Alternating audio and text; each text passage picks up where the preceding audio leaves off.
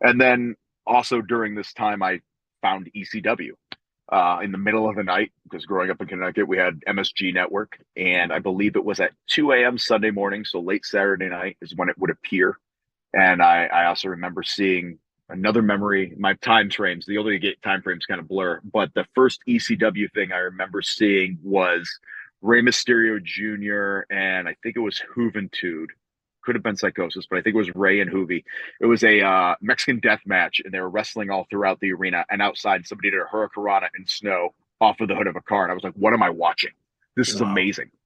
And I fell in love with ECW, and that was really the thing that got me back hardcore into wrestling and made me get into that path, which eventually led into the entire reason I broke into wrestling is because I discovered Ring of Honor because I went to an ECW reunion show in New York City, and Ring of Honor had a show at the Supper Club earlier. So, yeah, sometimes your fandom will just bring you to the right places at the right time. And now I work with a bunch of ECW regulars that I used to go to Philadelphia to see at the arena, and it's super cool. And I constantly bug Fat Kenny, who was Simon Diamond, about it all the time because it's my favorite promotion, and also it's just one of those damn things where it was my developmental time, and now I'm part of the industry and this business and wrestling in general, and I get to work with people that I used to idolize.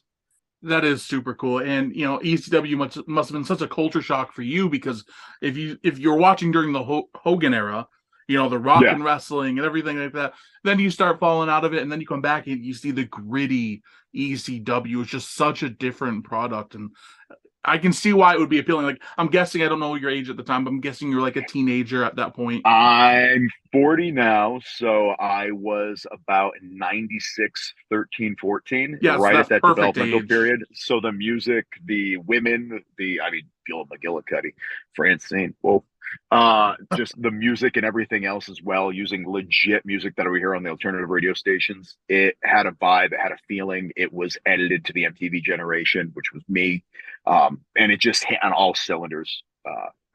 If in fact, I would love to have all the merchandise that I wanted back then. But again, being a kid, not having my own checking account, and at that point in time, anybody listening to this that's of the right age, you'll remember there wasn't an internet really. So it's not like you can go online and order stuff. You had to send a check or money order in with a letter.